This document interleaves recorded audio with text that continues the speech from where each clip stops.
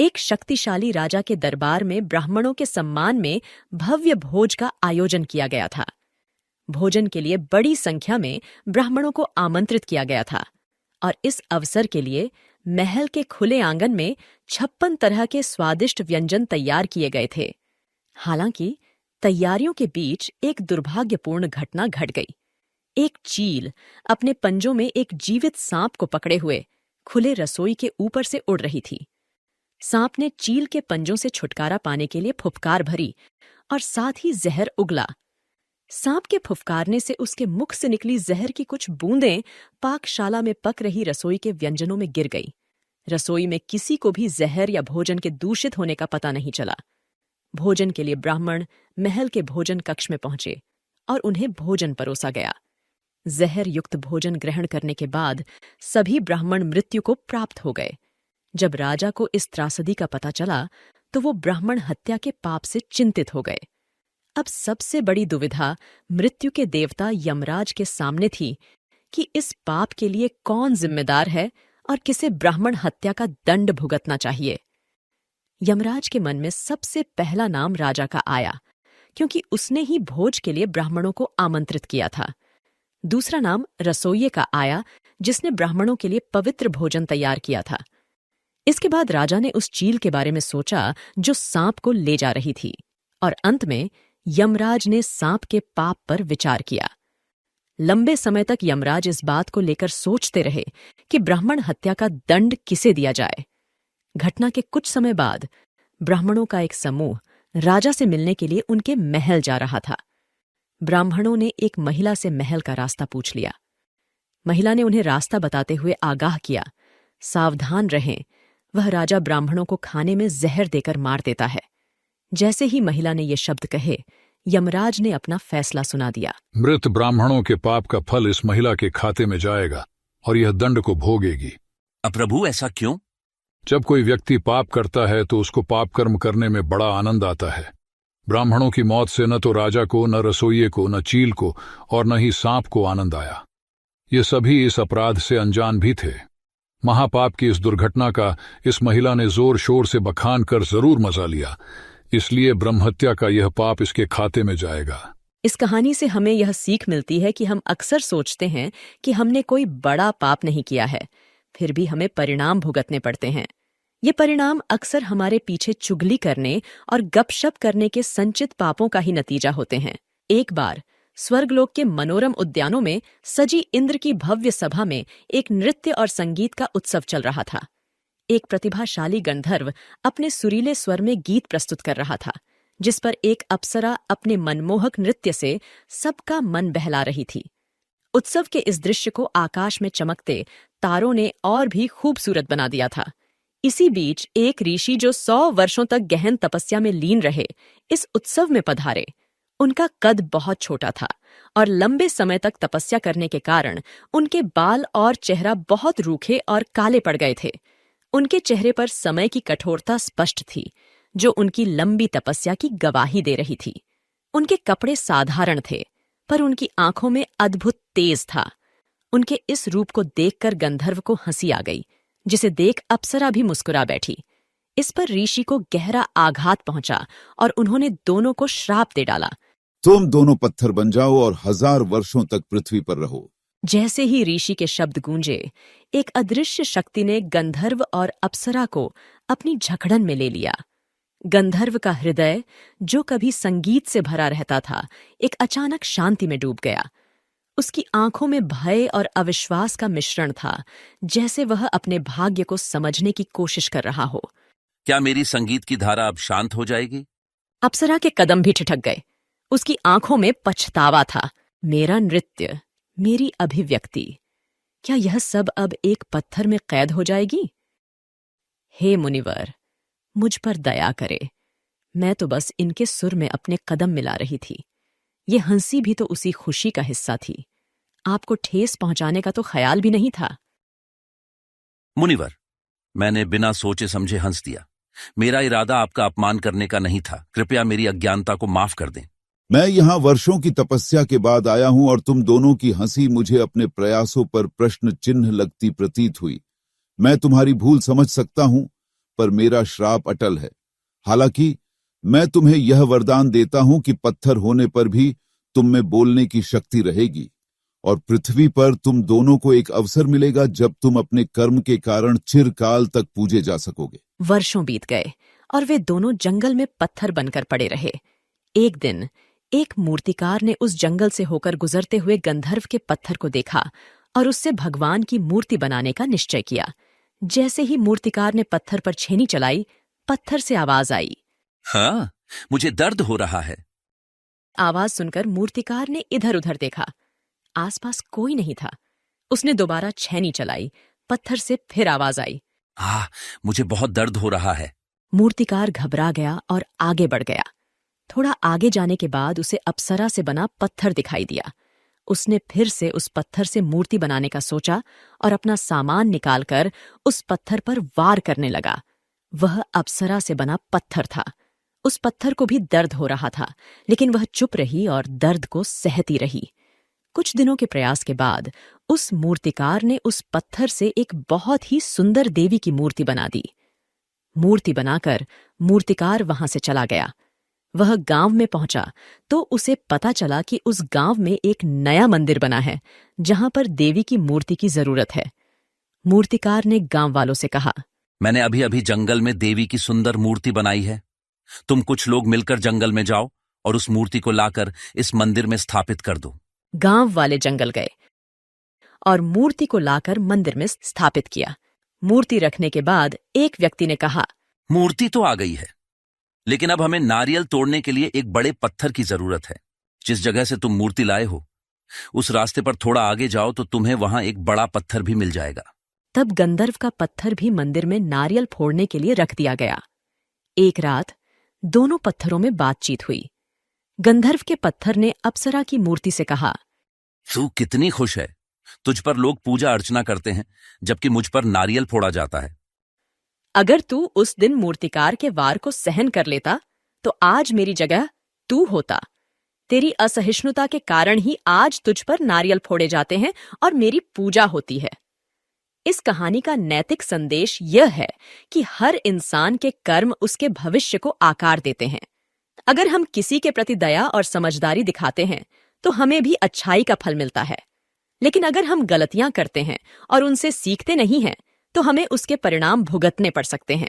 मैनपुर गांव में भोला सेठ नामक एक धनी और प्रतिष्ठित व्यापारी रहता था।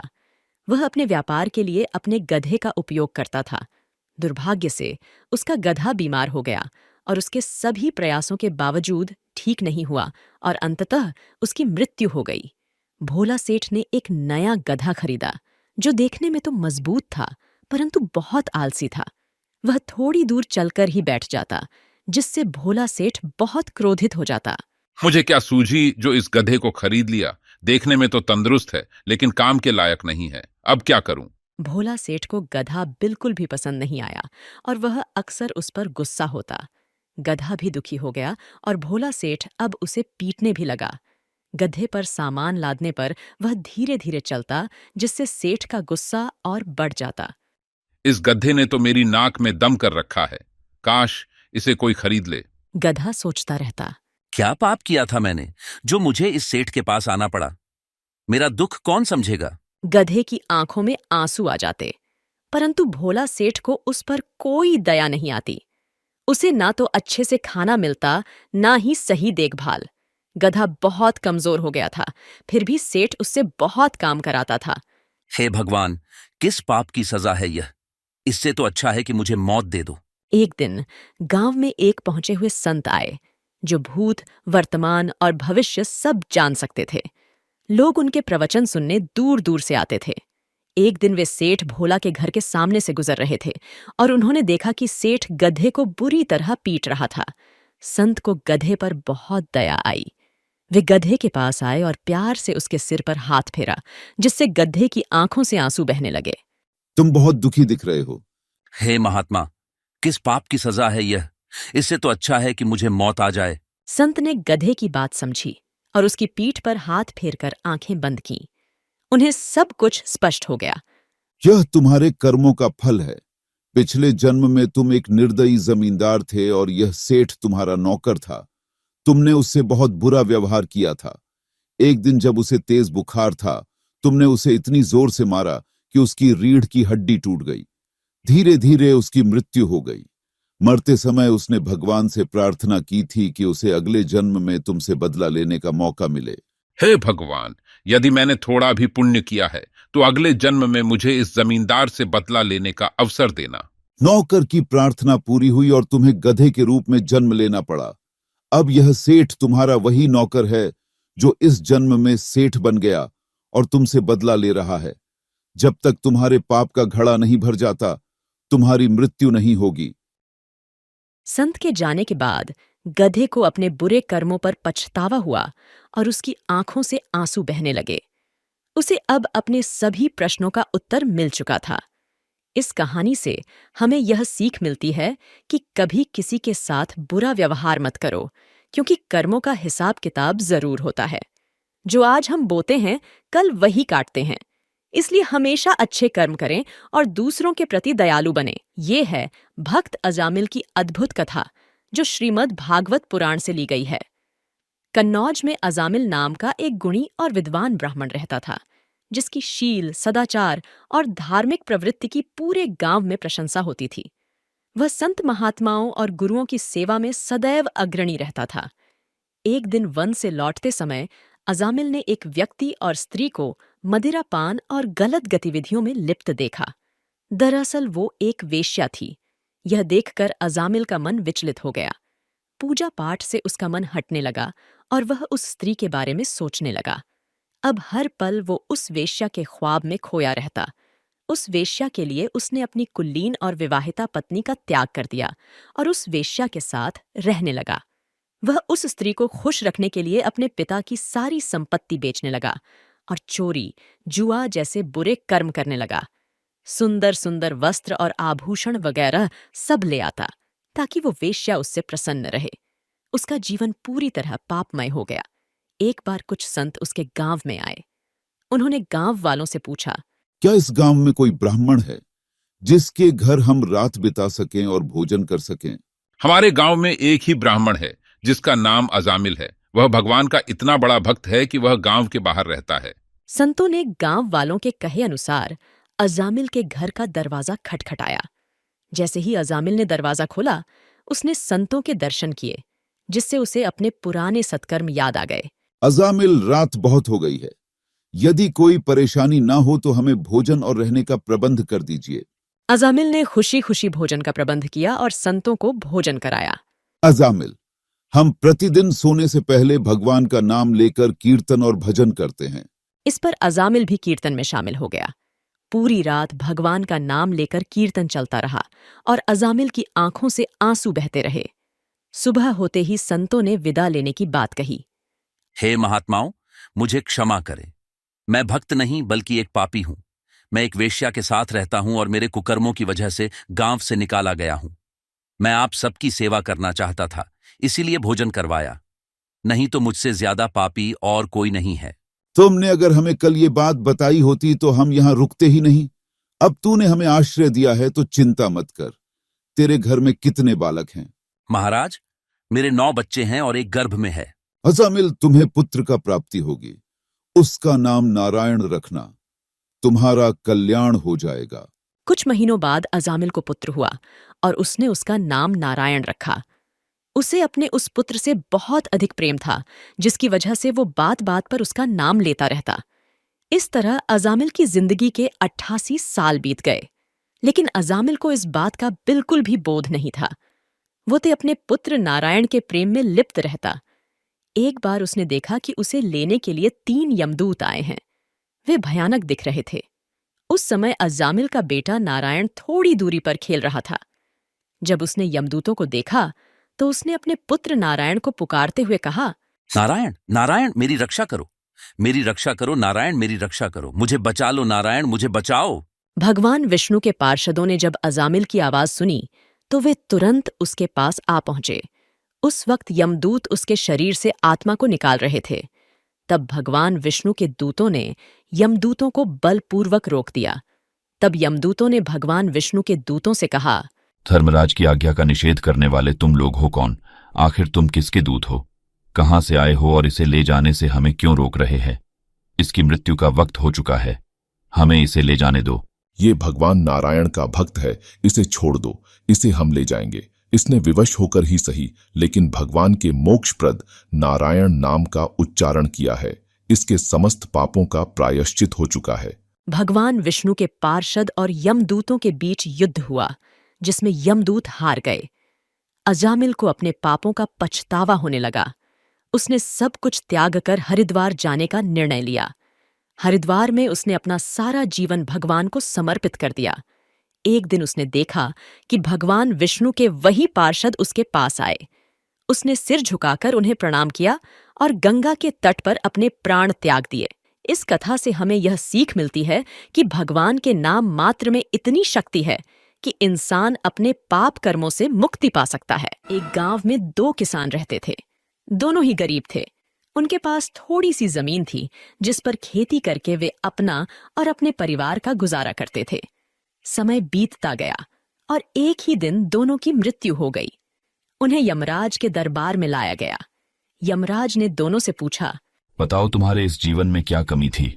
तुम्हें क्या चाहिए और तुम्हें क्या बनाकर पुनः इस संसार में भेजा जाए? इस पर पहला किसान गुस्से से बोला, प्रभु, आपने मुझे बहुत ही घटिया जिंदगी दी, कुछ भी नहीं दिया। पूरा जीवन मैंने खेतों में बैल की तरह काम किया। जो थोड़ा बहुत कमाया वो पेट भरने में ही खर्च हो गया। ना तो मैंने और ना ही मेरे परिवार ने अच्छे वस्त्र पहने और ना ही अच्छा खाना खाया। ये सुनकर यमराज थोड़ी देर चुप रहे, फिर बोले, तो अब तुम क्या चाहते हो? कुछ ऐसा कीजिए कि मेरे चारों ओर से पैसे ही पैसे बरसें, परंतु मुझे किसी को कुछ ना देना पड़े। तब प्रभु बोले, तथास्तु। यमराज ने दूसरे किसान से पूछा, तुम्हारी क्या इच्छा है? क्या तुम्हें भी मुझसे शिकायत है? नहीं महाराज, आपसे मैं क्या मांगू? आपने मुझे सब कुछ दिया। 2 हाथ पैर अन्न उपजाने के लिए जमीन, भूख लगने पर भोजन, तन ढंकने को पर्याप्त वस्त्र। सिर्फ एक ही कमी रही मेरे जीवन में। सीमित मात्रा में अन्न धन होने के कारण मैं अपने द्वार पर आए भूखे और जरूरतमंद लोगों की सहायता नहीं कर सका। कुछ ऐसा कीजिए कि अब जो जन्म मिले तो सुपात्रों की खूब मन से सेवा सहायता कर सकूं। यमराज उसकी बात सुनकर प्रसन्न हो गए और बोले, तथास्तु।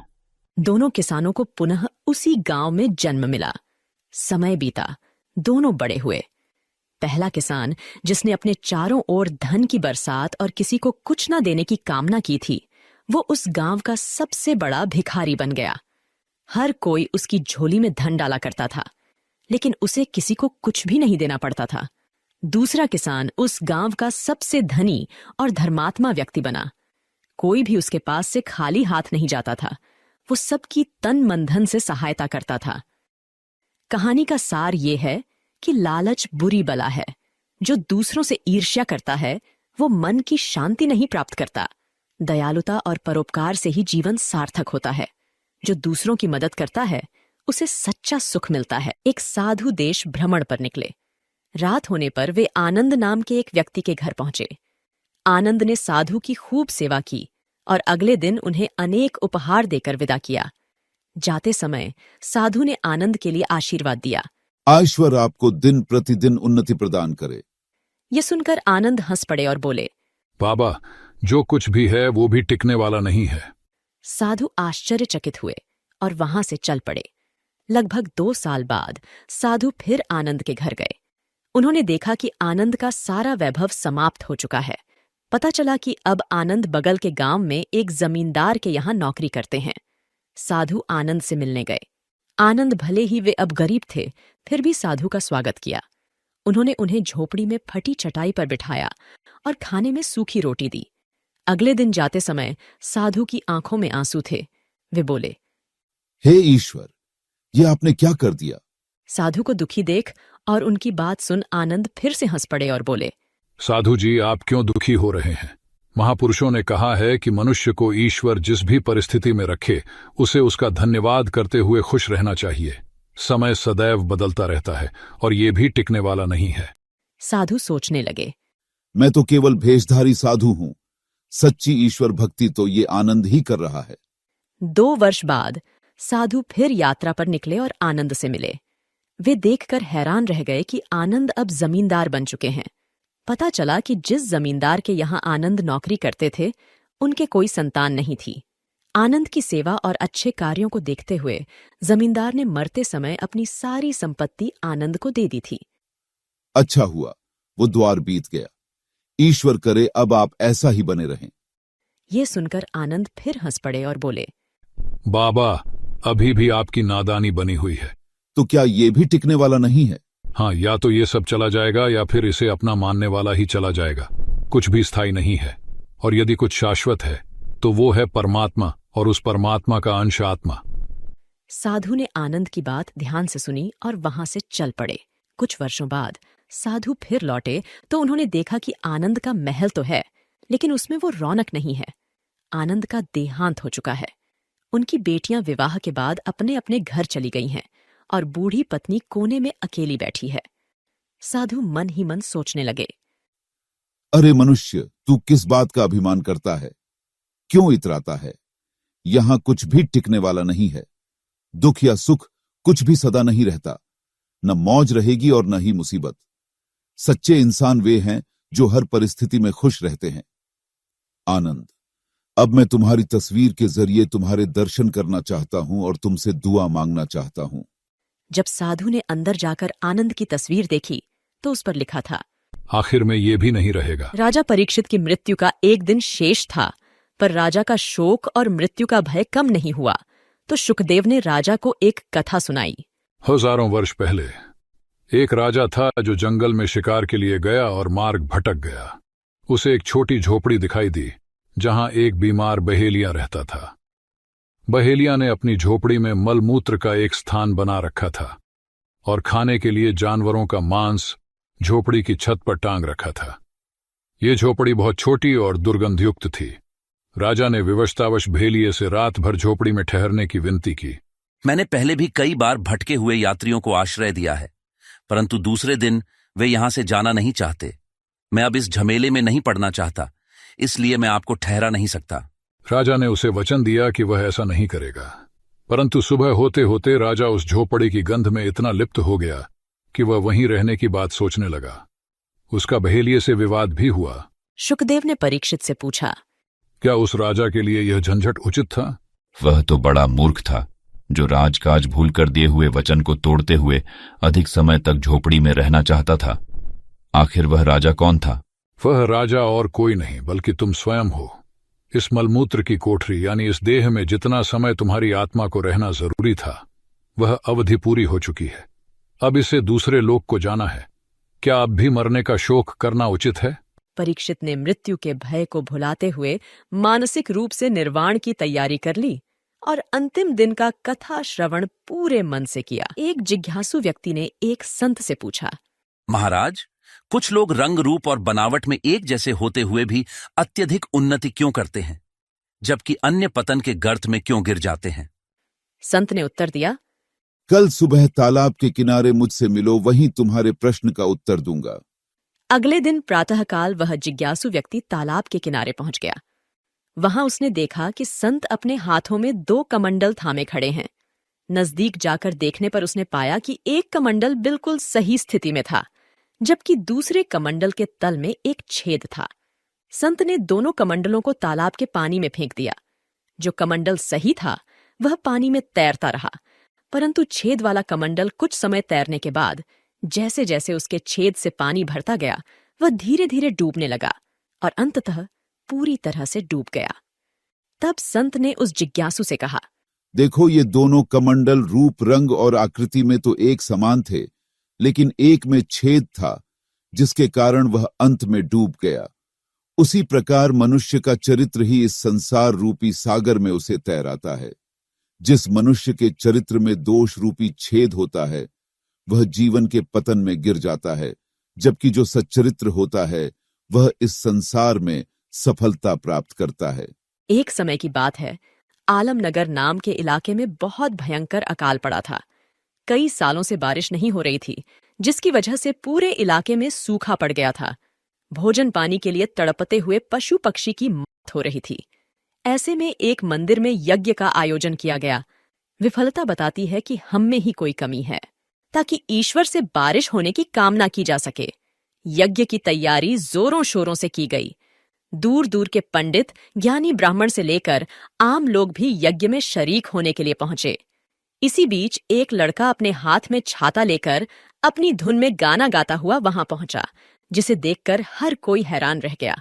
कुछ लोग कहने लगे, इसकी मूर्खता तो देखो, इधर धरती माता बूंद बूंद पानी को तरस रही है और यह पागल बगल में छाता दबाए कभी आसमान तो कभी हवन कुंड को निहार रहा है। तभी यज्ञ के आयोजकों में से किसी ने उससे पूछा कि भाई, तुम छाता लेकर क्यों आए हो? तब युवक ने झट से कहा, क्यों, अभी बारिश होगी तो छाता काम नहीं आएगा क्या? आप सब इतनी श्रद्धा से यज्ञ कर रहे हैं तो यज्ञ समाप्त होने पर बारिश जरूर होगी, तब ये छाता मुझे काम आएगा। उसके मुंह से ये विश्वास भरे शब्द सुनकर लोग उसे देखते रह गए। कुछ देर के बाद यज्ञ समाप्ति पर जैसे ही हवन कुंड में पूर्णाहुति दी गई, आसमान में काले बादल छा गए और देखते ही देखते मूसलाधार बारिश होने लगी। अब बारिश में सभी लोग भीग रहे थे और वो युवक अपना छाता खोलकर खड़ा था। उसका विश्वास जीत चुका था, जिसे देख वहां मौजूद हर कोई उसके विश्वास के सामने नतमस्तक था। जीवन में ईमानदारी और सत्य का अवलंबन ले लक्ष्य निर्धारित कर कोई काम किया जाए तो सफलता तय है। महावीर स्वामी अपना उपदेश दे रहे थे और उनके शिष्य उन्हें ध्यानपूर्वक सुन रहे थे। बीच बीच में उनके शिष्यों को जो समझ में नहीं आ रहा था वो उनसे पूछ लिया करते, जिसका उत्तर महावीर स्वामी बड़ी सरलता से दे रहे थे। इसी बीच एक शिष्य ने उनसे पूछा कि कोई व्यक्ति अपने आचरण से नीचे कब गिरता है? वे कौन से काम हैं जो एक व्यक्ति के पतन का कारण बनते हैं? क्या इसके पीछे महज कोई एक कारण होता है या इसके अनेकों कारण होते हैं?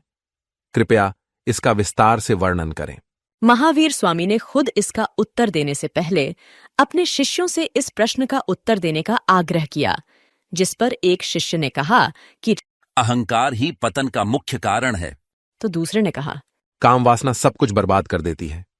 तो वहीं एक अन्य शिष्य ने लोभ को इसका दोषी बताया, जबकि एक शिष्य ने क्रोध को मनुष्य के पतन का कारण बताया। सभी शिष्यों के उत्तर को ध्यान से सुन रहे महावीर स्वामी ने किसी भी शिष्य की राय को बीच में नहीं काटा, बल्कि एक सवाल किया, अगर हमारे पास एक कमंडल हो और हम उसे पानी से भरकर नदी में डाल दें तो क्या वो डूबेगा? यदि कमंडल की संरचना उचित है तो वो तैरेगा, डूबेगा नहीं। अगर उस कमंडल में छेद हो जाए तो क्या होगा? तब वो डूब जाएगा। छेद चाहे बड़ा हो या छोटा, क्या फर्क पड़ता है? अगर छेद छोटा हो तो कमंडल धीरे धीरे डूबेगा और अगर बड़ा हो तो जल्दी डूबेगा। ऐसे में महावीर स्वामी जी ने फिर पूछा, छेद अगर दाईं ओर हो तो कम फर्क पड़ेगा या बाईं ओर हो तो ज्यादा फर्क पड़ेगा? छेद कहीं भी हो, कमंडल तो डूबेगा ही। महावीर स्वामी ने तब कहा, बस यही बात है।